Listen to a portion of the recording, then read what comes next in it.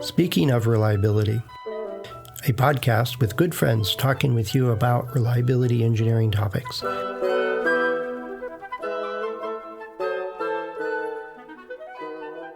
Welcome to Speaking of Reliability. This is Fred Schenkelberg. Good morning, Fred. This is Greg. Hey, Greg. We were chatting, and it was one of the times, I do this all the time with Kurt, but it's rare that you and we talk about a handful of things and then we say, oh, let's hit record. And then we start. This one, he was like, oh, look this up. This is, and I'm like, wait, that make good stuff so this is one of those cases like, oh, wait a sec, let me hit record. Sorry about that, but it's part of the show. And for longtime listeners, they know that we don't have a script. We don't, some people tend to have more organized thoughts and others don't. But I think part of what makes the show work, and I've heard from a number of people that it's engaging. I think it's because it's a real discussion. So today, Greg, what sparked your comments a few minutes ago to catch our audience up is I ran into or got comments from one of our listeners, and it was talking about using MTBF was kind of the thing she's trying to get replaced to use reliability as a key metric for reliability related performance and how it's performing in the field and stuff like that. And the management team is that you can add it to the dashboard, but you can't replace it. We want MTBF. And she's trying to make the argument that MTBF is pretty much a faulty measure and it will lead to bad decisions. And here's the consequences of some of those, that kind of stuff. But it leads to the bigger question is, well, see, if folks are asking for what's going on in an organization, they have measures and metrics and ideas they're looking to track or look for trends or look for deviations or changes or whatever. What's the element, where is the system breakdown that they allow either faulty data or skewed data or tampered data to influence those measures, those metrics, and then that leads to bad decisions. And so I just see it as a big risk if you don't pay attention to, and maybe that's just the engineer in me. I don't know. Oh boy, where do we start, Fred? So, I'll just make a little joke, but it's a truthful joke. As we get older, most of us focus on one thing, and your focus lately has been MTBF, and I make a couple jokes about that. You react, right? I have to scrape you off the ceiling, Yeah, I got a soapbox right here if you want me to get up there. Yeah, I know you do. And, I like it. My clients like it, but you don't. And, you're on a mission. You're on a vision, right?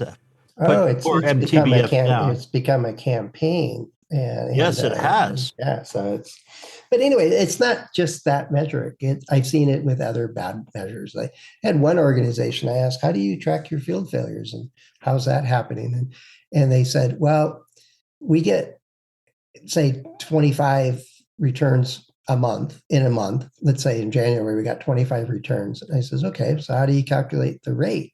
And he says, well, it's too much work to look up the serial numbers and which month did those come from and do all this other stuff. So we divide it by how many units we shipped out that month.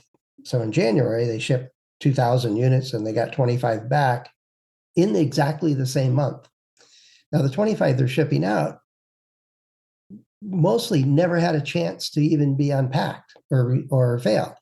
And like, do you ship the exact same number of units every month? And they said, no. And he says, you realize that you're just chasing phantoms in that data set. That's not a rational measure. And they were a bit upset about that. So I said, right, let's do the math. Let's just simulate this a little bit and see what you're doing here. And it still took a bunch of effort to get them to move off of it. They really liked that metric because it was easy. It was totally meaningless in all kinds of ways, but that's what they wanted to use to run their business. I'm like, oh my God, okay. But that's what leads to what's their responsibility to get it right? Well, first of all, Fred, my one host, my pony, my soapbox is risk. Mm-hmm. Yours is MTBFs. That's great. Remember, what you see depends upon where you sit. The team who's basically got one metric or KPI, it works for them, but it might not work for others in the organization, either up or across the organization. So we started this conversation about KPIs versus OKRs. Yeah, and Um, I didn't know what OKRs are, so I had to look it up. yeah. So Objectives and key results, which on the surface makes it look pretty rational. it's rational, but it's very painful. Oh, Because that's why I never heard of yeah, well, it.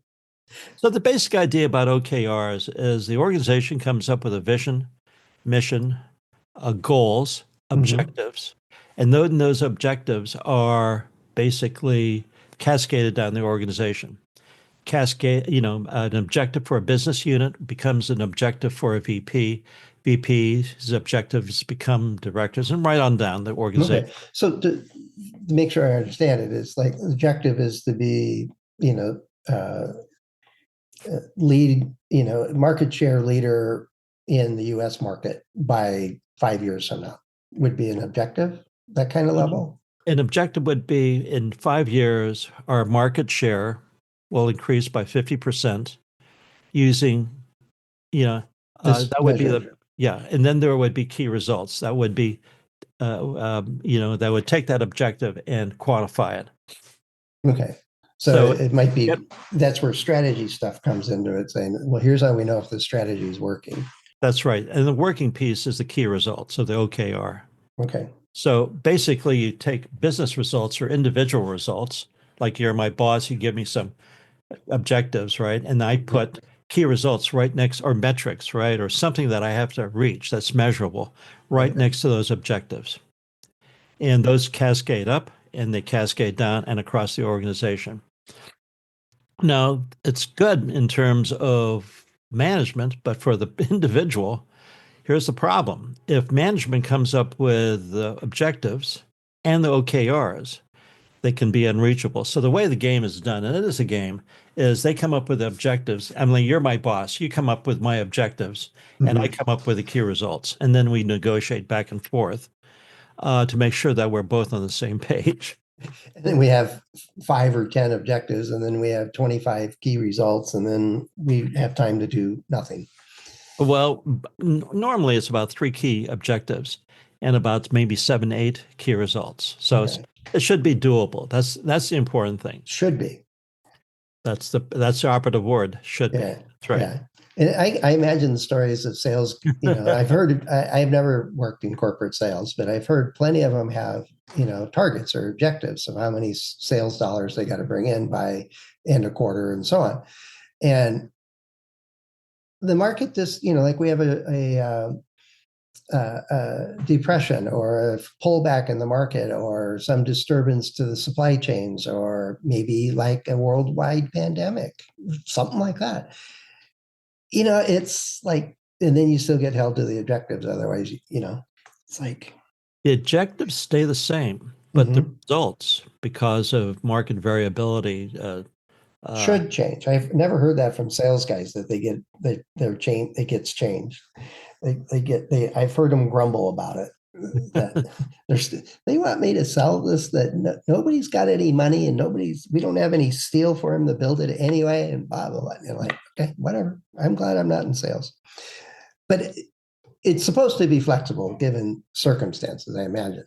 yeah, and that's the basic idea. The KPIs, key performance indicators, can be very mushy and wishy-washy. The idea is to take KPIs, key performance indicators, and make them measurable, track progress, and basically sort of individually, what do you want to call it? Tailored, Yeah.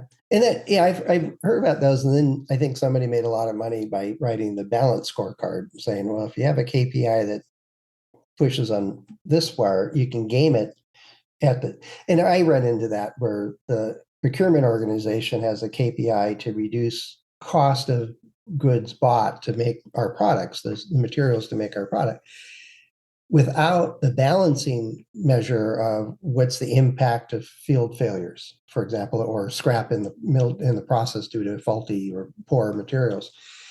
Once they get the balancing objective, then it's which one gets enforced. It's still a game. I find the KPIs have some issues with them. It's hard to do. And that's the reason they invented, or somebody invented the idea of OKRs, Okay. is to eliminate the gaming, have managers basically. I mean, for example, you could say, I'm going to eliminate, if you're in procurement or supply chain, you could say Mm-hmm. eliminate 10% of your suppliers. Okay, which ones do you eliminate? Are you going to eliminate the key single source ones or the commodity? Yeah, the commodity ones. Yeah, yeah. In either case, I always find the measure of saying, reduce by 10% or cut this, or um, it's it's not always the ones I support are the ones that are thought through and explained. This is why we're doing this. That having 15 different suppliers for commodities means we have the multiplier by 15 of the number of inventory items in our system, and different storage parts and incoming and transportation changes and stuff like that. If somebody says we need to whittle that down to say our 3 or 4 most robust suppliers for these commodity items, okay, I get that, because it has a financial effect and little to no consequence to the product we're producing. But if they just carte blanche, like I've heard in procurement organizations, is we need to do a across the board 10% reduction in how much money we're spending for materials, independent of inflation, which has always galled me, and independent of, oh, it'll be the same, no problem. And that's famous last words. It's like, watch this, hold my beer, watch this. Well, that's where folks game the system, Yeah, yeah. and basically what happens then is you get mutual destruction. Well, what's a senior manager to do? Or if I'm advising somebody and saying they finally figure out that reliability is important, or they get that, but they realize that the way it's being monitored, measured, or communicated needs to be improved. Um, how do you get a system in there that actually works for the whole organization? And so objectives and key results, one of the things you mentioned is it's not always easy to do. So I still don't, maybe I don't understand it well enough yet. Well, here's one of this has been a pet peeve of mine for years. Engineers don't like confrontation. They don't, Yeah. I mean, Show this is me the formula, how much does it show me weigh? the Okay. formula, Yeah. I'll give you a result. No, Yeah. yeah, exactly. And is the result right? Is it answering the right question? Is it basically going to help the organization or team? And what happens is, I mean, I hate to say this, but I'm one of them. Many engineers are introspected and introverted and socially inept. As a matter of fact, there's a YouTube group called the Socially Inepts. Funny, funny, But funny. Enrico and I just we're talking about it. We just recorded earlier today Uh-huh. on you can be a brilliant engineer if you can't communicate it, then you really have a hard process ahead of you. If you see a change that needs to be made, or you have a proposal or something like that, that's communication skills. I think and we agreed that it's really not taught in engineering schools how to communicate your work. So that's an epidemic across the engineering fields of all kinds.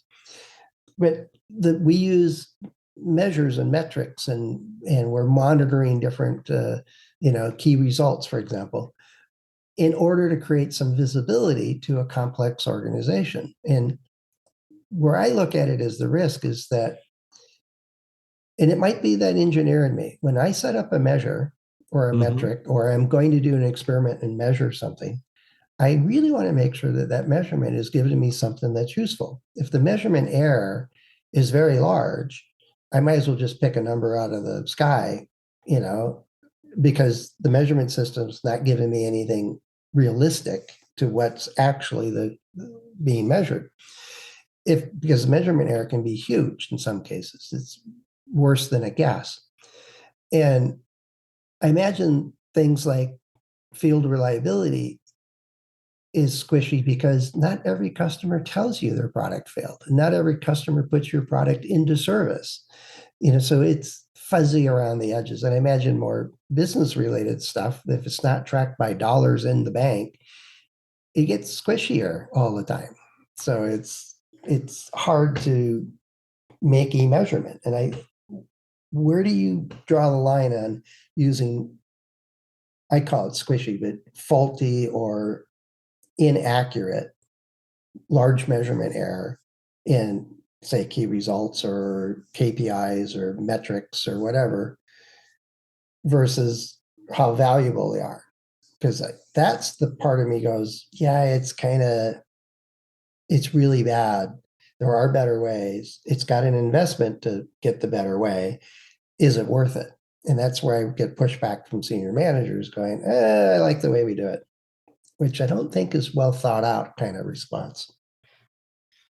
A lot of it is knee jerk, a lot of it is self protected. So again, I go back to that expression. What you see depends on where you sit. Mm-hmm. The engineer, reliability engineer, wants to give a number, right? Whatever the number is. Gives it to a manager, senior manager, director. When it falls on the VP, that's when your perspective changes. Because if you've got very high field failures and they're impacting the quarterly results or the yearly results, Mm-hmm. they have to be reportable. It's called materiality failures. Right. And then I have to disclose it. I have to basically fix it. And by the way, as an officer of the organization, an executive VP, it's incumbent upon me to basically take care of it. That's one of the fiduciaries for a Mm-hmm. senior officer. You see a problem, it's a high risk, it's material. I got to fix it. Well, why does that lead to I don't want to know? Because you have the defense of what do they call it? Of Plausible deniability. plausible deniability. Yeah. Is that a way to run a business? I mean, and I understand that they're getting like 57 different things they wish they didn't know every day, but something that really is material to an organization. One of the things I track, and it's a newsletter and it's free. It's called Warranty Week. I think it's warrantyweek.com. And they have an email list that sends out, I think it's weekly Mhm. email. And what it does is it goes through the financial statements from various public companies from around the world, and it lists their accrual for warranty and their warranty spend. And then they've been tracking it now for close to 20 years. And so you can see different patterns and trends and so on. And in those results, and get an idea how your industry overall is reporting it, not necessarily what they're actually doing. And it's time after time after time, you see a big blip in a company, which makes their newsletter pretty often, is that all of a sudden they discovered this problem that's been going on for 2 years. And now they have to report it. And it's not like it wasn't there 2 years ago. Now they have to report it. That's exactly right. It's called disclosure. And in the 10Ks, 10Qs, which are the SEC filings, mm-hmm. 1/3 of them now are risk based.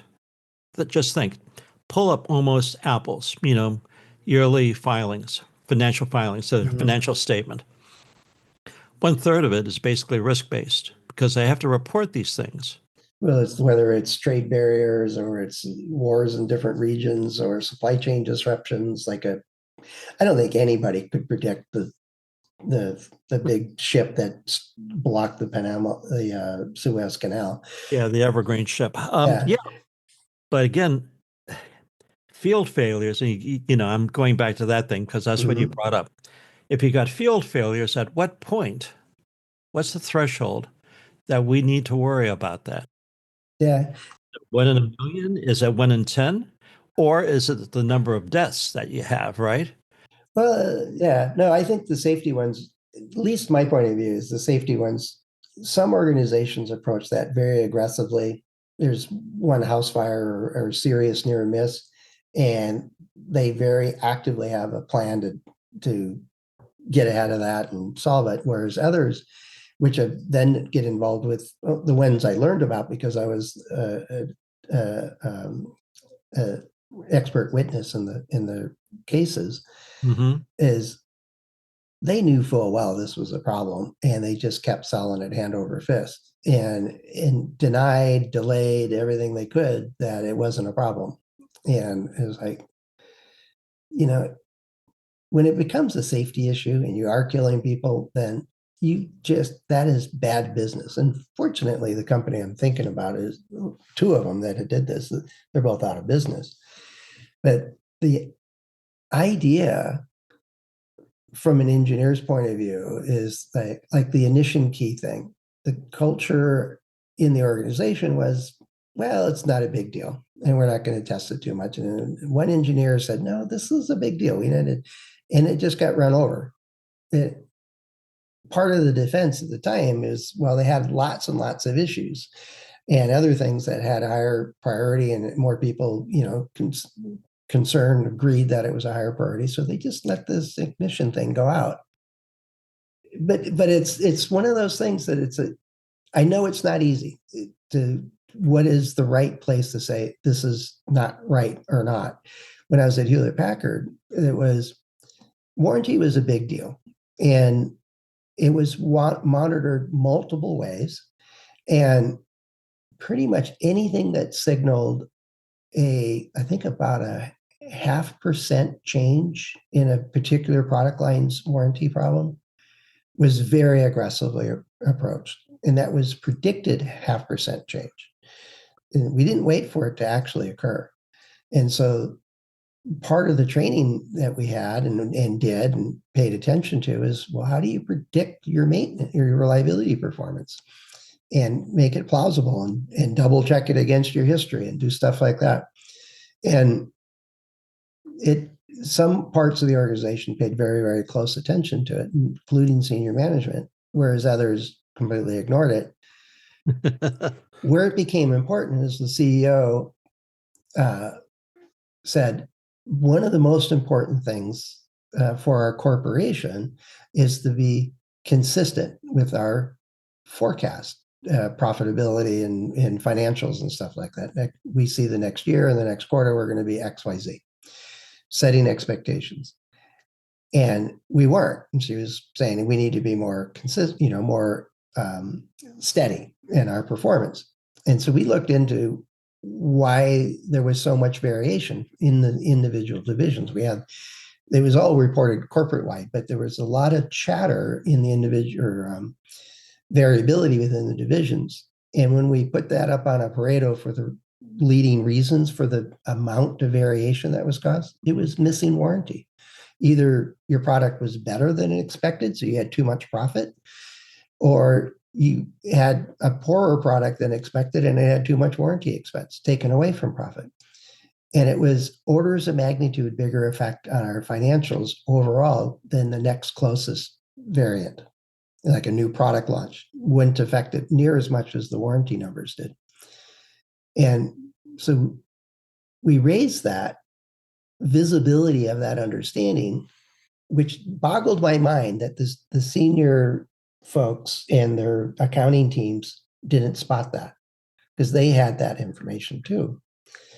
But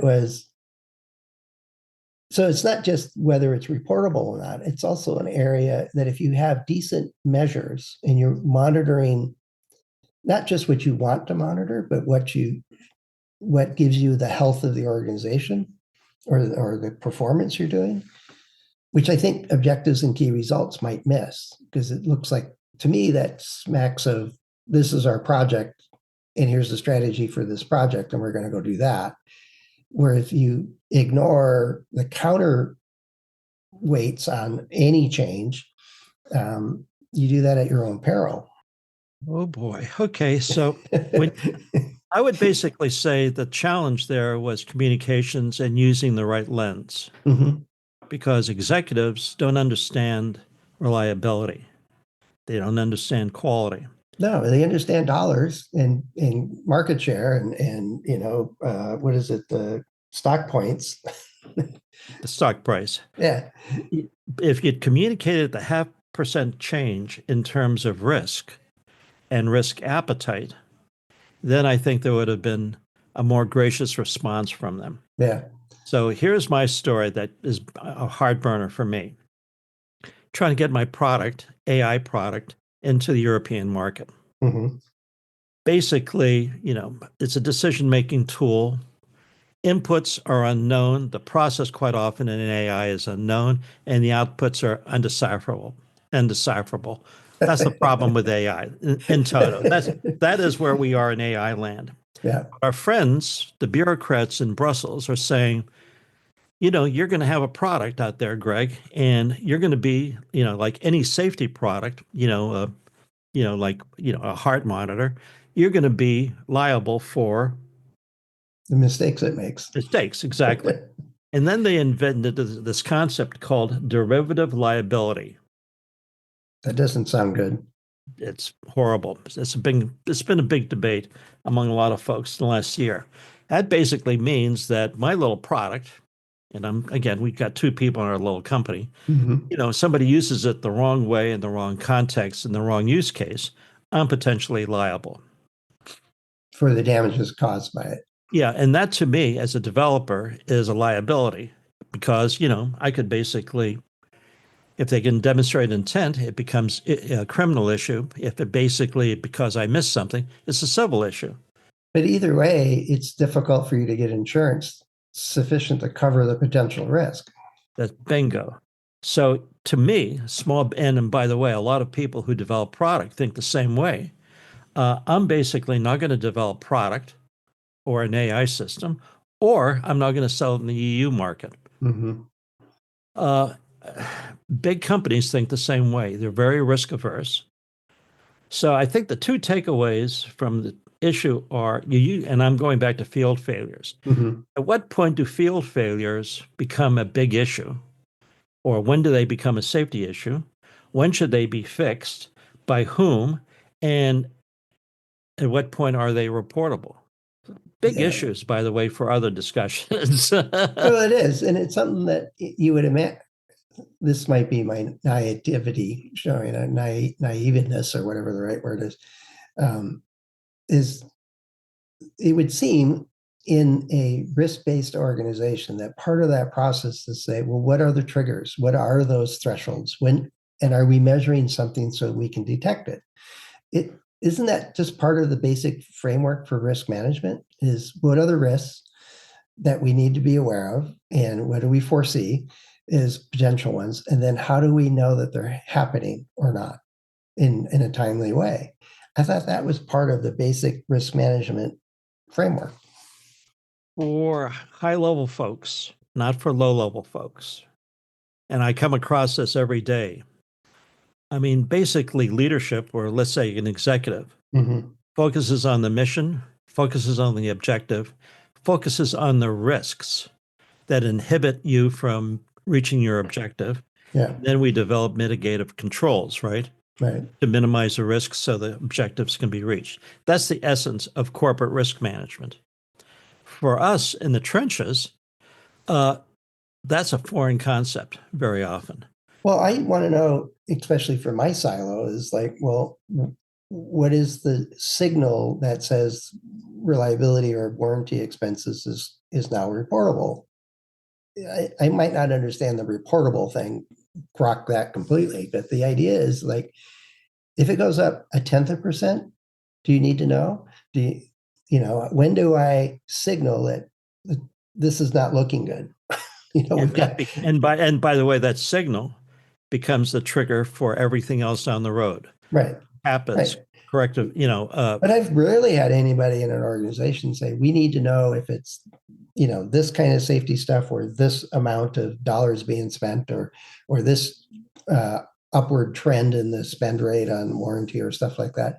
It's usually something I see, usually on a Friday afternoon, going, oh, I got 3 phone calls today from different organizations saying they all have these cracked capacitors or whatever the issue was. And this seems to be a systemic or a bigger problem than just a couple of organizations. Let me make a few other phone calls and track it down.